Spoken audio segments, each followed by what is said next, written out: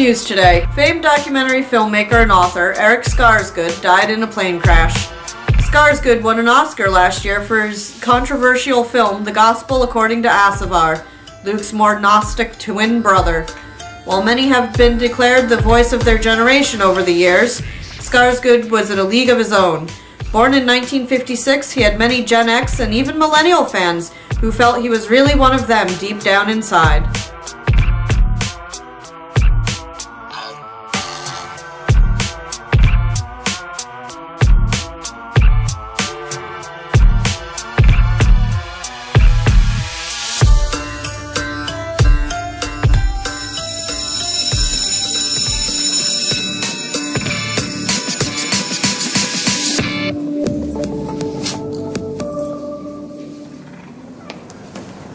My father is suing the school. What? Because Dad says that Professor Van Helsing is grooming his students with the books he's having us read. Van Helsing is a very wise man. Educated, yeah. Smart, nah. He's an overread dumbass. Shut Oh, Miss Goody Two-Shoes, teacher's pet has an attitude today. Yeah, that's a shock. Don't mess with me. I just saw online that Eric Skarsgård died. Holy shit, Fiona, you're a fan of his?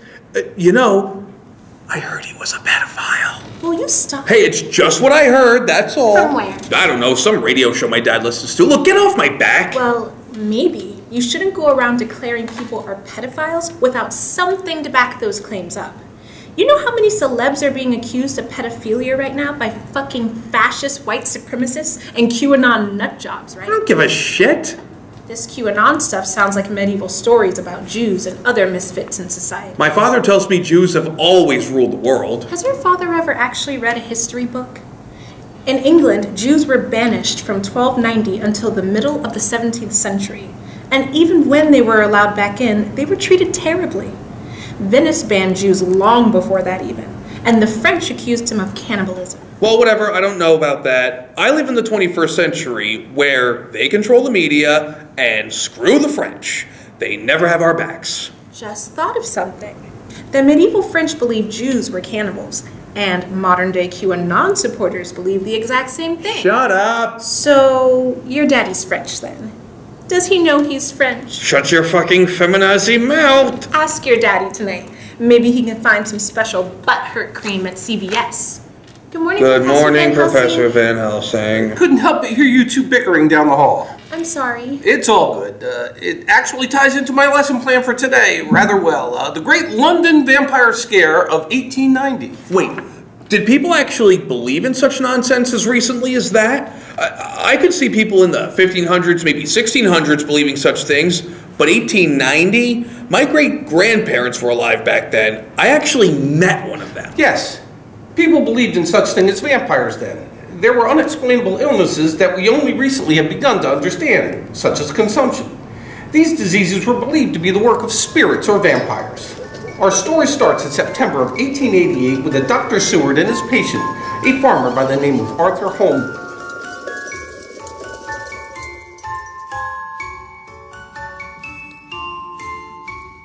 And how's Arthur Jr.? Well, Doctor, we took your advice when he began showing the same symptoms my wife did before her passing. Good, good. And what is he now? Swiss Alps. Splendid. The cold air will be very good for him. Well, his nurse told me that he insisted on wearing a shirt outdoors because it's freezing. Freezing is what is going to cure him of his ailment. You sure? When your wife was stricken with the illness and died from it, what time of year was it? Summertime. I rest my case. And after examining you, I can see that you are in fine health yourself. Doctor. Good day. Doctor, this is still one thing I need to discuss with you. I had the weirdest dream last night. Oh, yes. Dream interpretation. A lot of people are into that these days. I understand you might not be, seeing as you are a man of science, but I always assume such rot was meant for the weaker sex, I understand that, but I have found that many old wives' tales and superstitions exist for a reason. They are based on shared experiences. Even if they cannot be explained, as many of them truly cannot be, there is a reality to them. I don't know. Do you mind if I call my maid? Oh, by all means.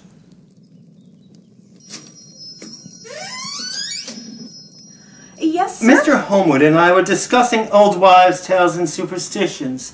You have any? Of course not, sir. Come now, I am not judging. You can be perfectly candid and honest here. Mom was from Ireland and a midwife.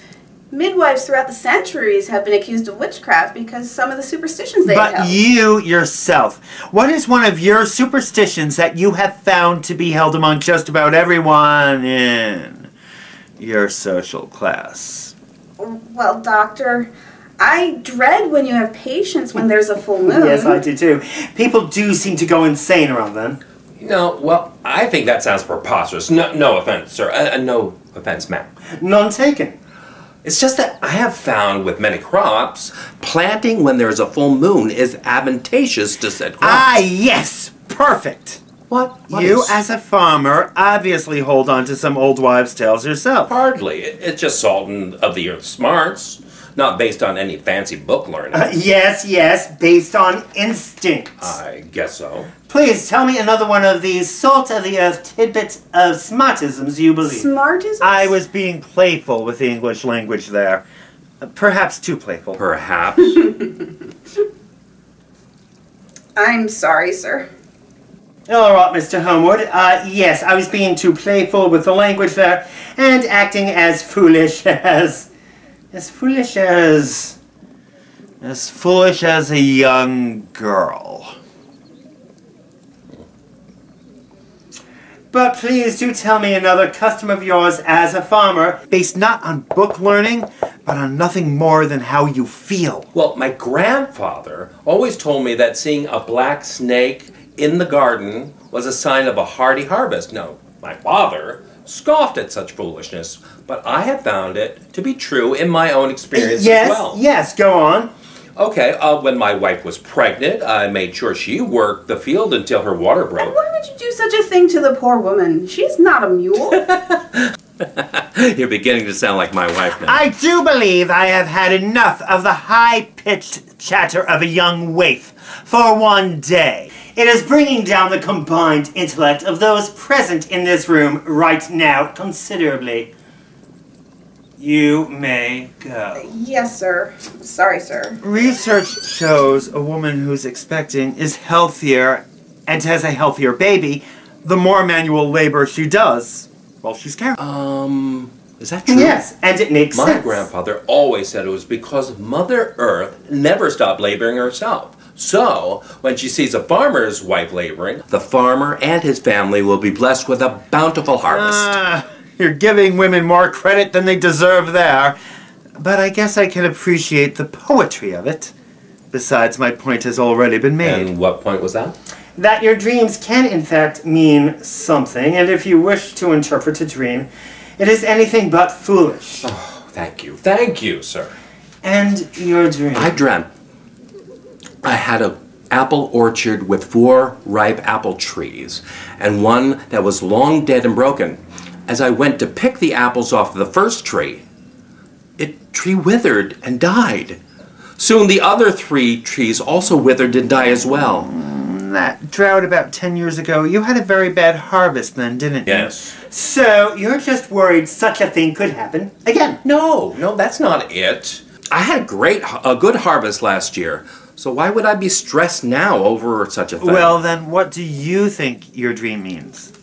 The number of trees was the same as the number of children I had. Yes. I see. You believe it could be premonition of Yes, some after sort. all, my wife died 5 years ago, so I think she was represented by the tree that was already dead and broken at the start of the dream. The dream is most likely not about your family, but most likely about your own fear of death. But I am not the one withering and dying in the dream. You are a religious man, are you not? Yes, I am. So you believe when the body dies, the soul lives and raises to heaven, receiving eternal life. Well, of course I wouldn't go to church every Sunday if I didn't believe that. I wouldn't go down on my knees and pray every night if I didn't believe that. Well, there you are. Excuse me? The old world withers away as you transcend. You think the dream is saying I'm going to die? In a way, yes. We all are. You're just more aware of your own mortality right now because of your wife's passing. Other than that, I am sure your dream means nothing. Absolutely nothing. I thought I told you that you were excused. I am sorry, sir. but I just wanted to remind you about your appointments this afternoon. Oh, yes. I had completely forgotten. I am sorry for blowing up at you. It's all right, sir. I must be off. Lucy, you can show Mr. Homewood out, can you not? Yes, sir. I'm sorry to interject, but I was listening a bit at the door. You what? Forgive me, sir, but I was curious about the dream. Oh, that. Well, I'm sure you heard Dr. Stewart say it was nothing, meant nothing. Yes, it could be that. But just to be safe, hang this around your neck. Please, sir, it keeps the evil spirits away. My grandmother and my mother both always carried it with them. I shouldn't be cross with you, but you are sweet. Please promise you'll wear it. Please promise for your mother's sake. Yes, sweet child, I shall.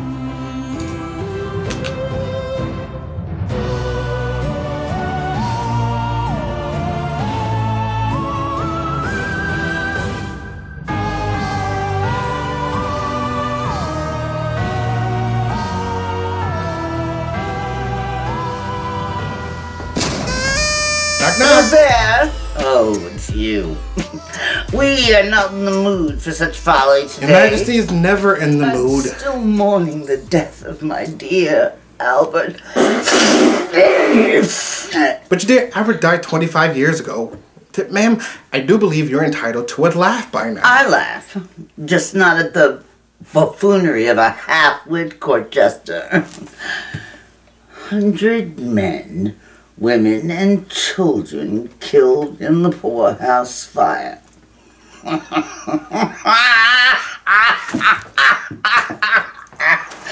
Woo! You see, Mr. Jester, I laugh. That's funny. Excuse me? How dare you enter my presence without being formally announced? Tis I, Mum, your daughter, Princess Nina. Oh, well, which one are you? Remember, it was your father who believed in giving you all names I can possibly remember. I'm number 25, Mum. Yes, now I remember. Well, child, what is the reason for your current state? I was wondering if there's been any word about my Jonathan. Oh, yes, our ambassador to Romania. Child, the year is now 1888. He disappeared in the Carpathian Mountains in, 1877. Did anyone ask you for... Jonathan Harker, my Jonathan, was the greatest diplomat we ever had. He went to Romania to meet with Count Dracula and discuss Romania's breaking away from the Ottoman Empire, and Romania did so. No thanks to that idiot husband of yours, he never made it to the Count's castle. It was Harker's successor who helped to hammer out all the treaties and deals that enabled Romania to break away from the Ottoman Empire. And dear child, I think it's time for you to move on. The great oaf is never coming back. And you are at an age where you either remarry within the coming year or face your future as a social outcast who's obliged to drinking herself to death. Good day. I am sorry, Your Highness. For what? This is one of her good days. True. Inspector George Frederick Lestrade, ma'am. Inspector Lestrade, please tell me you've come with news of my Jonathan. I'm sorry, Your Highness, but Scotland Yard is working tirelessly trying to find the Don't tell me he's struck again. Yes. The body of Catherine Eddowes was found early this morning in Mitre Square. The Ripper is getting more vicious. Well, never mind, ma'am. How so? How so what? How so is he growing more vicious? 1,000 pardons, milady. I forgot who I was speaking to. Your title and gender. Oh, bloody buggery bollocks! Ma'am? I wish to know! Well, the Ripper removed her left kidney this time. Yeah. Any leads on who it might be? I'm not at liberty to Well, say. sir, why are you here then? I heard that Dr. Seward would be visiting you today. Yes, I need him to prescribe me something for my ghastly hysteria. But wait, how did you know? The walls have ears, ma'am. And apparently some blabbing mouths as well. I apologize, ma'am. Who blabbed? I am not at liberty to say. Well, isn't that convenient? I think I shall be talking to my mother about finding me some new ladies-in-waiting. They should not be blabbing about such things. Oh yes, if I meet with a foreign dignitary or prince, I want them to blab away, even as I scold them not to. Those kinds of rumors sell. Well, not just newspapers. They make me seem alive and interesting. But needing a doctor for my hysteria? No. I am supposed to be worshipped and adored. Well, you are your mother's daughter after all. How dare you speak to me like that? Do you forget yourself?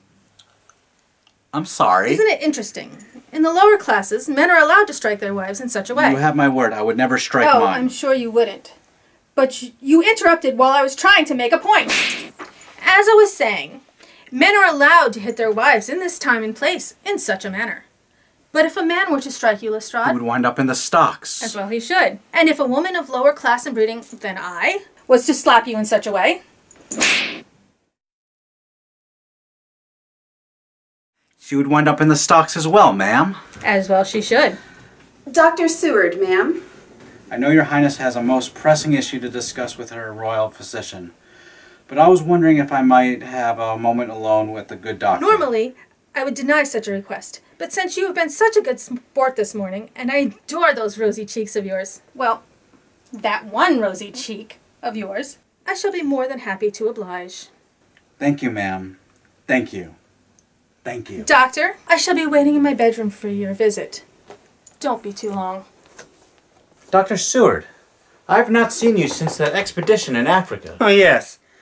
You're the one who shot the prized rhino that I wanted to shoot for myself. I was never fond of men one-upping me. I'm sorry, old chap.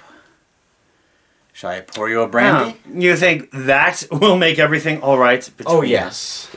Brandy might not be strong enough in this situation. Don't you have someplace to be? Oh, right. I am sorry. Out you go, then. So, what do you suggest we do about this current predicament we find ourselves in? Wrestle? Oh, that sounds quite good. Although, what if you win in that contest as well? Don't worry. I shall let you win. How ladylike. I wish to be no man's lady. And I wish not to be one-upped again.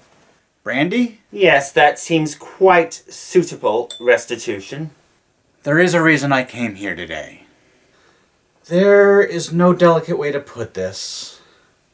But how much longer do you think you can go on without being caught? I beg your pardon? I know. No, what?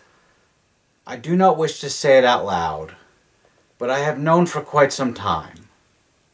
I wish not to cause the royal family any embarrassment, so I have been sending my men on a couple false leads. But they aren't amateurs. Eventually they will figure out what I have figured out. I must say, sir, whatever you are inferring... The walls have ears at the palace. It is not just in my best interest not to be blunt, but also yours, Jack. Jack? I see. I am impressed that you figured me out, and you do not fear for your life. I admit to being hesitant at first to confront you, but I do believe we can be friends. Blackmail! Why do the likes of you always think you can blackmail the likes of me? No, not interested in money. Oh, am I to believe that you want to be actual friends then? Not really. I guess. There are detectives I work with who might actually want to be your friend, though. A lot of them believe the Ripper is finally cleaning up the streets and don't care how brutal your methods are. I would like to think, in a way, I am doing God's work. So you believe in a higher power? Oh, absolutely. And yet, you do not fear Judgment Day when you have played judge, jury, and executioner in a most barbaric way. God knows what is in my heart. All right, look, I'm just giving you a warning that you run the risk of being caught. You left more of a path than usual the last 2 times. Did I? Yes. I understand you're being in a rush doing things so out in the open. Why are you giving me advice? Doctor, I'm getting cold waiting for you. 1,000 pardons, milady. It is my oath I will be right in. Good. Lestrade, that look in your eyes, mind if I check something? What? Your heart's all aflutter. You are attracted to the Princess Wilhelmina. Well... Don't worry. Possibly. I will not be caught, and I will not be embarrassing your imaginary girlfriend or her family in the process. Well, you pompous! Don't worry. Your secret is as safe with me as mine is with you.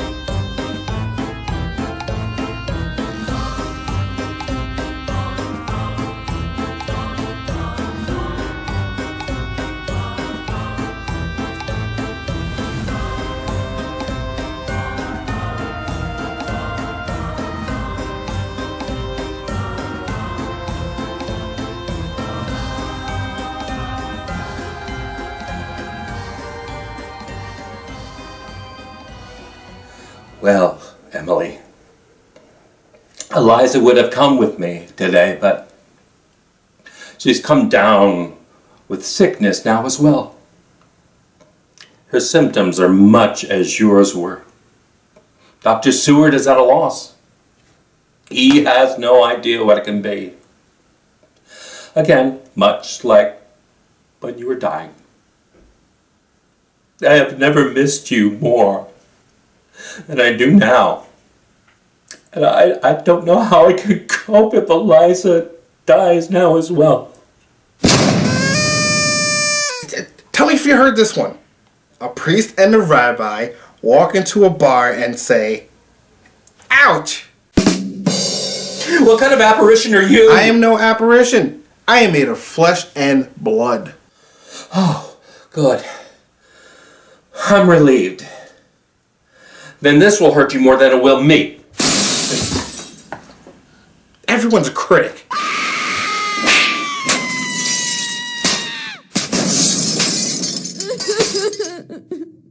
Ma'am, what was that ungodly scream? One of my ladies in waiting, I simply had to put her in her place. I found her reading this. What is it, my lady? It is the journal of my dear Jonathan.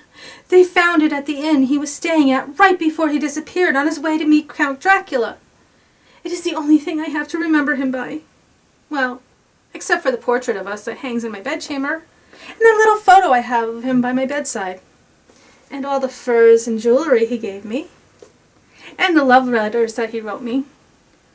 But he didn't write many of those. Only 165. 165 love letters. Oh, yes. All to you? 'Tis true my Jonathan wasn't a man of many words. He was no poet. He was a doer.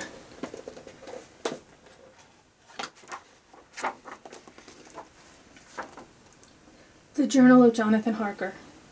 3rd of May. Bistritz. Left Munich at 8:35 p.m.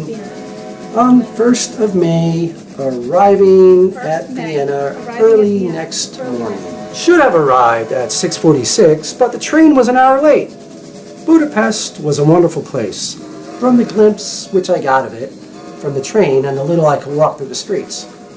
I feared to go very far from the station, as we had arrived late and would start as near the correct time as possible. The impression I had was that we were leaving the west and entering the east, the most western of splendid bridges over the Danube, which is here of noble width and depth, took us among the traditions of Turkish rule. Prime Minister, what brings you here? Oh, excuse me, ma'am, but I simply must see your mother, the Queen. Must? You dare use the word must before a member of the royal family? Swine! We could have you shipped off to Australia for such insolence. Australia? Yes, Australia, where they have spiders the size of my prized horse. Spiders that can eat a man like you and digest you over the course of 100 years. Actually, no, you can't do that, ma'am. Granted, yes, there was a time that you could have, but Parliament passed an act that made it illegal to ship out a politician just because the monarch doesn't like him. When was such a ridiculous law passed? A while back, ma'am. Back in the days of Cromwell, actually. Oh, yes. Him. Fine. Go to the palace and speak to my mother then. I think it best if you are there as well. Affairs of the state have never interested me. I understand, but I think you will be glad when you hear the news I bring. Oh, fine. What are you doing following us? I am the Queen's fool. Then go hang out with the other Tories in Parliament and leave us be. Sure. Yeah, get up. There will one day be a great reckoning. You'll see. And idiots like me will be running the show. And yes, it'll be a shit show, just like it is now. But it'll be a far funnier shit show. Well, you're a much livelier audience than Her Majesty the Queen. Though I think you look a little stoned.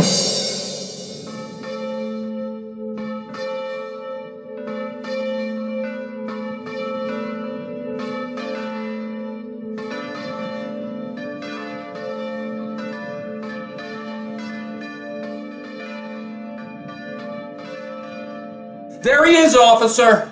That's the man who is getting up in my face at my wife's grave. Is this true? You know who I am? No, but we will find out more about you down at the precinct when you're searched. Leave me be, you ruffian. I am the personal court jester of Her Majesty Queen Victoria. Seriously? Name dropping? What is all the commotion here? Need I remind you that you are all standing on sacred ground? This loony claims to be the court jester of Her Majesty Queen Victoria. Ah, yes. I recognize him. Indeed he is. I am humbly sorry, sir. I do beg your pardon. You are free to go on your merry way. Thank you ever so, officer of the lawlessness. I shall return to the palace at once.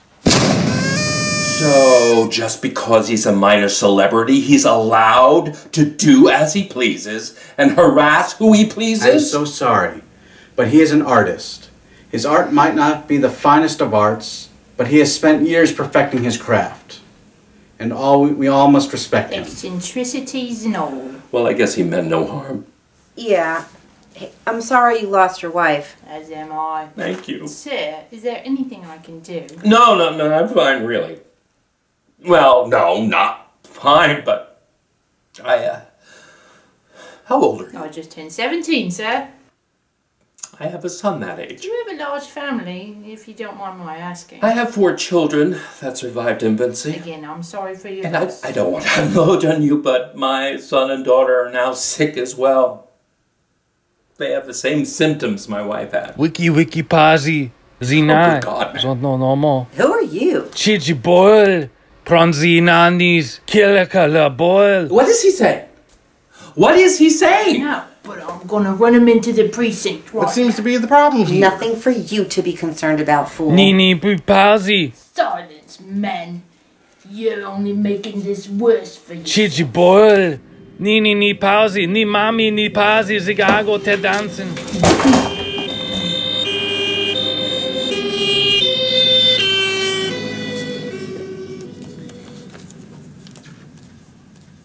So, he's a fellow artist. Apparently. But I'm sure he doesn't work for anyone of any importance. That would be a best bet. Doesn't even speak a word of English. Wonder what his deal is. Jester. Yes. Why am I standing here conversing with the likes of you? Because maybe you need a laugh. No, nothing can make me laugh right now. Are you sure? Absolutely. Up to the club and the city show me love. She gon' fit me like a glove. Sipping whiskey, feeling buzzed. R.I.P. Rest in peace. R.I.P. Rest in peace. R.I.P. Rest in peace. R.I.P. Rest in peace. Yeah. Roll up to the club and the city show me love. She gon' fit me like a glove. Sipping whiskey, feeling buzzed. R.I.P. Rest in peace. R.I.P. Rest in peace. R.I.P. Rest in peace. I'ma put that ass to sleep. Yeah. You can't stop this, I promise. Got electronic with a little rock shit rap on top of me. You can't even process it. I'ma keep dropping it till it starts stopping it. Oh, I got the beats and I got the rhymes to make your girl cheat. I'm switching your time, get up on your feet. Oh my god, you have detention again. Yeah, so? Don't you worry that this could adversely affect your academic future? Okay, look, I don't know if you've noticed this, but earned attention too. Not my fault that Mr. Stoker targets me in his class because I'm a girl. He does not target you. Does too. Does not. Look, I really don't want to do this right now. Me neither. I was walking by the gym today while you were playing basketball. So what, you fucking stalking me now? Psycho bitch. What? You little... No, I am not doing this. Doing what? Nothing. Nothing. Forget I said anything.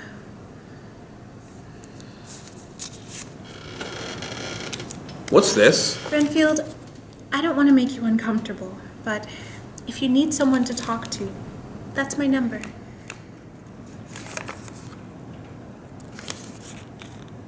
Yeah, whatever. Thanks. No problem. I saw you playing basketball. So what? Just didn't realize you were so athletic. The fuck is that supposed to mean? What kind of dig are you? No dig. I was just... I don't know. Sorry. I didn't mean to offend. Wait, how much of the game did you see? Not a lot. Did you see when I got the ball in the basket? No. Sorry. Good for you, though. So why'd you mention the game? Look, really, I'm sorry. I wasn't minding my own business, and I'm going to stay in my lane. No, it's okay. Well, it was shirts versus skins, and you were one of the skins. Oh. Are you all right? Yes. Bruises on your... I said I was fine, okay? Can you just drop it? Just drop it. Okay. Okay, again, I'm sorry. Like I said, none of my business. I fell, okay? Yeah. Flight of stairs, you know. Okay.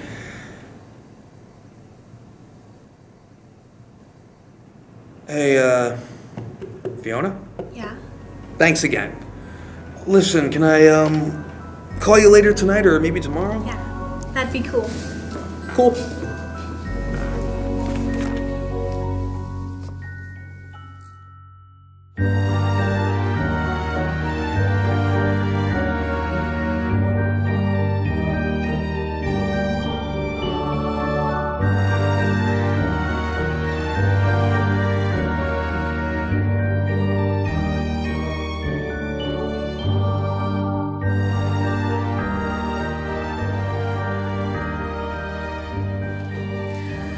The Prime Minister, Your Majesty. I know who he is. Gosh, what a pain in the ass, that Labour Party person who's always going on about the poor and the destitute. Well, Prime Minister, it's lovely to see you. Unless, of course, you are here once again to talk about the unwashed. As if we weren't good enough to them already. Don't worry, ma'am. I shall not mention the poor and destitute this visit. Although Christmas is just around the corner, a time when want is keenly felt and abundance rejoices. As I stated before, we are good enough to them already. Through taxation, we have given them prisons and workhouses and the treadmill. And on Christmas Eve, my servants give them leftover bones and mutton outside the palace to feed them. What more could we possibly do? Of course. I'm sorry, Your Majesty. I was completely out of line. Shan't happen again. Very good. And, who is that wench you brought with you today? Is that your wife or something? I care not to discuss affairs of state with her gawking it up. 'Tis I, Mum. Number 25. Oh, child, how you light up a room. Thank you. Thank you. Oh, there's that needy, groveling side of yours that we do not like.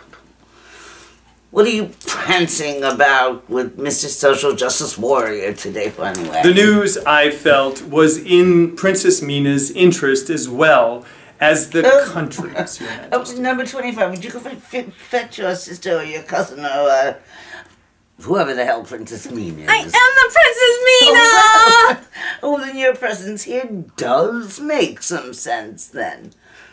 All right, Prime Minister, carry on. I had rather hoped that Quincy P. Morris would be here with us when we began. He is sort of a part of this as well. Quincy P. Morris, the current ambassador to Transylvania? Yes, that Quincy P. Morris, ma'am. Does this have anything to do with my dear Child, Jonathan? your devotion to that likely dead husband is touching, but you're overdoing it. Quincy wired me this morning, and I expected him to be here before us. Oh, Mr. Morris. How lovely to see you again. These two have been bringing down the mood of the room all day. She's going on and on about her dead husband, and he's going on and on about the poor. I assure you, Your Majesty, I bring nothing but the best of tidings. Oh, you enter a room before me, and that's the first thing you said? Yes. Am I missing something? Oh my gosh, I'm so sorry, Your Majesty. I forgot my manners. I'm so deeply saddened by your sudden loss 40 years ago, Your Majesty. I'm sure no one will ever forget, Albert. That means a lot to me. And my Jonathan. Any word on Jonathan? Child! I've heard enough about your Jonathan. But nothing. Go to your room. I want to hear the news. You should have thought about that before you opened your mouth and brought down the mood of the room. I'm sorry. Again. I will behave henceforth. I will. Really. Too late. Go to your room. You shall get whatever news they bring later. But do I have to bring out your old whipping girl and have the servants beat her to a bloody pulp again to teach you a lesson? No, ma'am. So, what was this news that's so bloody important that you felt the need to rush here and tell me, thus ruining the princess number 25's day? We are sorry about that. It is about the former ambassador to Transylvania, Jonathan Harker. Wait, I've heard that name too many times today. Oh, no! Silence. The news is somewhat important. Bertha! We've heard enough from these two, enough nonsense from these two today. Shall I show them out, Your Majesty? No, because there is a minuscule chance that the news that they claim to bring could very well be of some minor importance. I'm in no mood to hear it. Fetch Princess number 25 so she may receive the news in my place. The Queen is unwell. I am sorry, gentlemen. The Queen is not receiving visitors today. She's battling smallpox and explosive diarrhea at the moment. The Princess Mina shall receive you in her place. Prime Minister, I hate to suggest this, but do you ever think that the Americans got it right with how they formed their government? Well, the royals are good for tourism. I mean, nobody visits our country for the warm, sunny weather. True, true. The Princess Mina, Elizabeth Venus, Charlotte Gwendolyn Mavis. Gentlemen? We bring you news. Yes. Well, that is all good and well, but who are you? You spent the whole morning with me? You know who I am. Yes, that may be true if we were commoners, just hanging out and being low class. But you are to bring me news, correct? Yes. Well then, I must be formally told who is bringing me such news, whatever it may be. It is a nice formality. We like our formalities. Yes, ma'am. I am your Prime Minister. And I am Quincy P. Morris, current ambassador to Transylvania. Do you have news about my Jonathan? Heavens, I swear, I'm moving to Australia. I don't care if they have man-eating spiders the size of horses. Quincy, focus. Focus. Fine. Your Highness, we have received news that your Jonathan is indeed alive. They found him alive, wandering the Carpathian Mountains a few months ago. He was naked and completely out of his mind.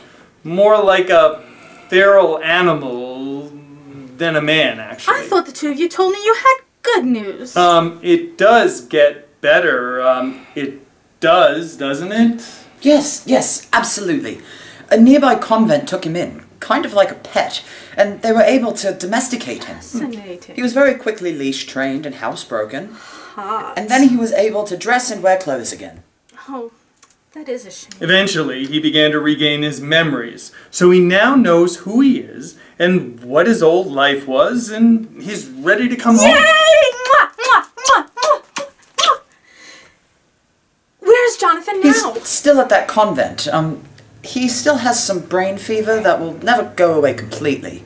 You must understand this. What does that mean? According to the nuns, he's fine overall, just certain situations like thunderstorms or certain conversations may trigger him. Shell shock? Yes, although not as severe as shell shock, specifically given his financial and social standing in the What do you mean? Is he crazy? No, not at all. I mean, if he was poor or working class, he would be called an oddball at times. But in our social circles, he's just what might be described as lovably eccentric. Oh, no, not even that severe. He would be described as having his lovably eccentric moments or episodes. What does this all mean, It gentlemen? means 90% of the time he's your old Jonathan, but there are moments when he becomes fearful and tells the most grandiose tall tales. Tales which he believes to be absolutely true. Oh, it is clear that you never met my Jonathan, for that is what he was always like. We have made arrangements to collect him next month. Would you like to join, Princess Oh yes, Mina? it would be smashing to travel. Simply smashing. Show the two men out, please.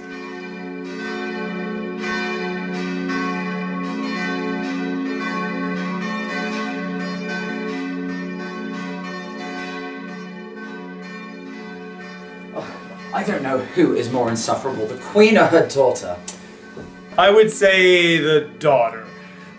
There's a reason the Queen is the way she is. It couldn't have been easy growing up with 6 uncles, competing to see who could steal the throne from her when her father died.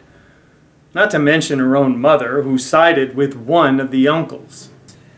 Yeah, well, you see, I wasn't born yet. What's with the smirk on your face as you say that? Oh, come now. I think it's rather obvious. Are you implying that I'm old? No, on the contrary. I'm inferring it.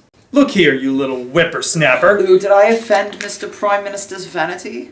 Is he going to teach me a lesson I shan't soon forget? These games you play with me are quite off-putting. Ooh, I like it when you get all masculine and dominant. But the young Victoria was being controlled by her mother and uncle. She couldn't go from one room to another without their consent. Even her marriage to Albert was not initially by choice, but he actually wound up loving her and helped her find her voice before dying. Sad story, really. That's why I take her abuse almost gladly. I would gladly take your abuse, sir. All right, you're starting to get on my nerves. So, want to punish me? You are beyond infuriating, young man.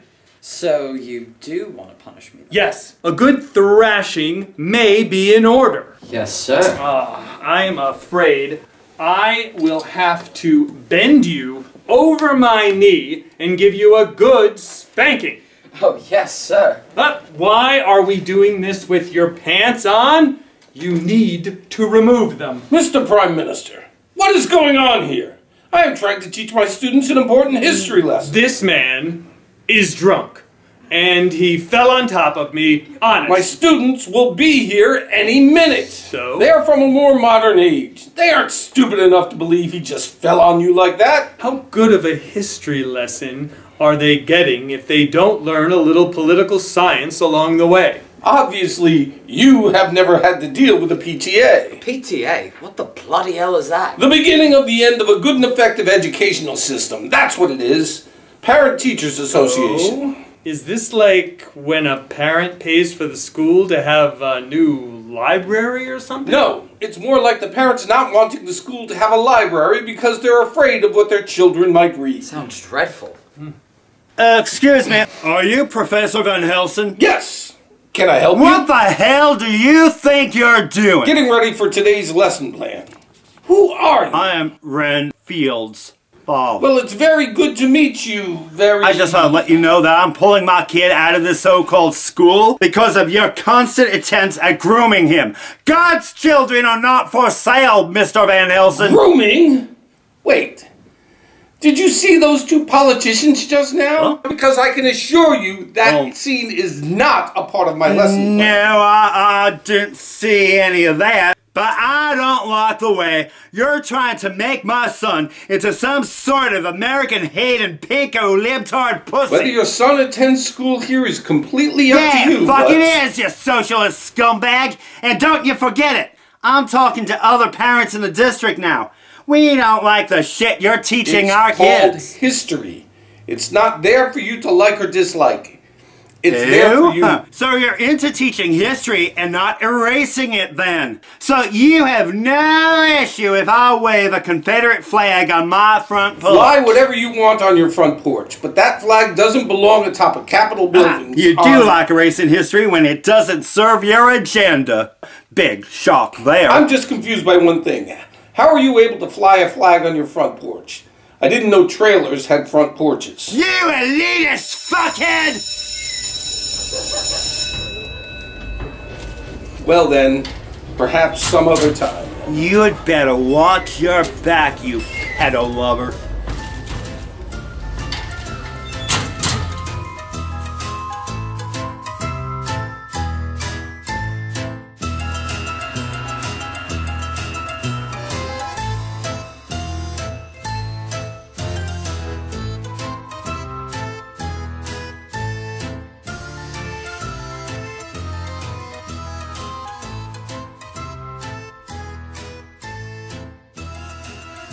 It was nice of that old farmer to bring in our loony sketchbook. Yes. Yes, it was. So, any information on the guy? The farmer or the loony? The loony.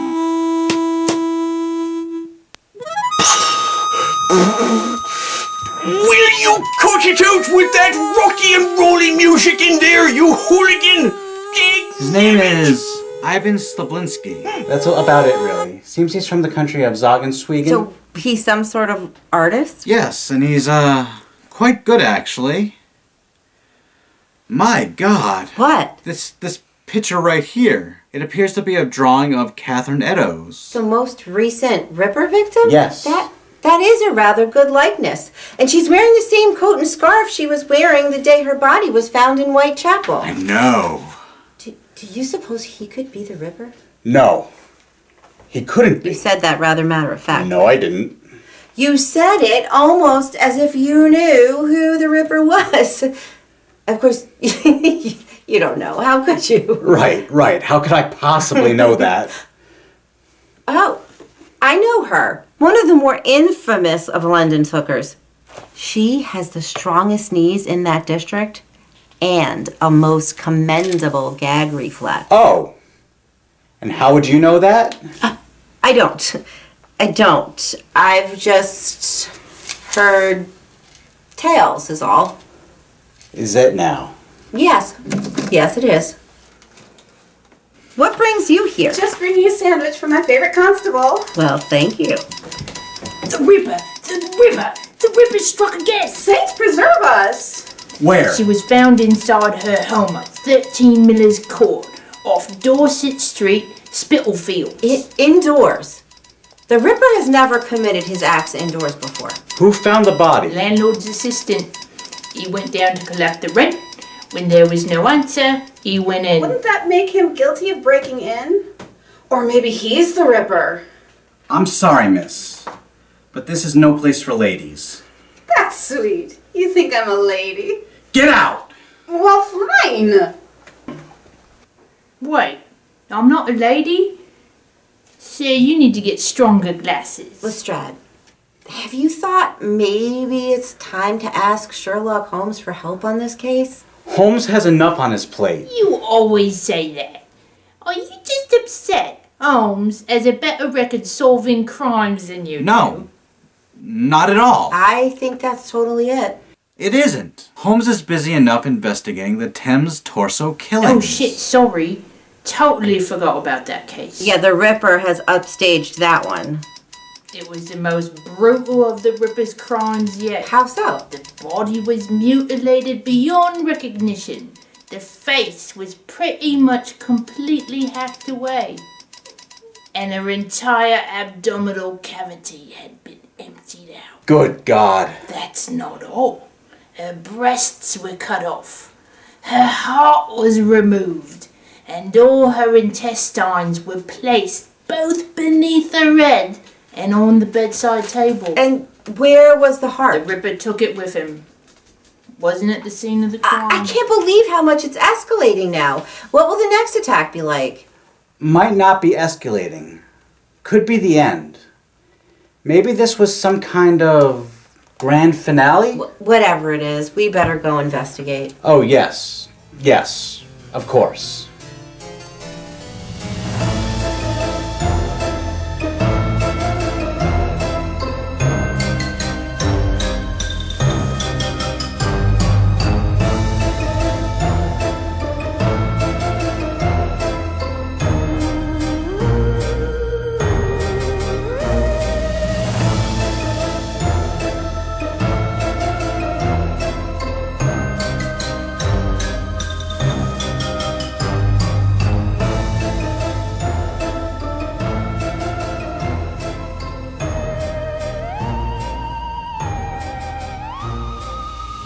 Mom, Dad, I've made a life-changing decision. Dad, I know you were court jester, as was your father, and his father before him, and his father before that. Son, it has been the family business since the reign of Henry VIII. Lloyd, you're still telling the story that way? Yes. Yes, I am. But it's not true. I know, but I like how it sounds. Your great-great-grandfather was the court jester for King James I. But his career was cut short after just one day on the job. Where did you hear this? From the ghost of Anne Boleyn. You actually met the ghost of Anne Boleyn. Yeah. She dropped her head down a flight of stairs at the Tower of London the other night around midnight. I picked up her head and handed it back to her. She was quite distraught after dropping it. I can imagine. So how did my great-great-grandfather's career get cut short? The king cut his head off. Why? Too much toilet humor. The king, a man who sat upon a throne to make his living, didn't like toilet humor? No, I told you that shit wasn't funny. I see what you did there. Why don't you leave the humor to the professionals? Who knows? Maybe in another place, in another time, I could have been a court jester. Anyway, it is nice to see our son carrying on your legacy. Could be nice, yes. But sadly, he inherited your sense of humor. What? What's wrong with my sense of humor? Nothing. Nothing at all. Oh, just giving me a hard time. Yeah. Your sense of humor is as inoffensive as a unicorn on roller skates. But there's no such thing as a unicorn on roller skates. Exactly. What? You take that back!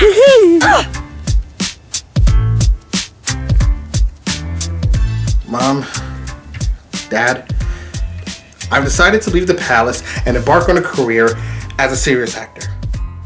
I just hope I haven't disappointed the two of you, but this just feels right for me.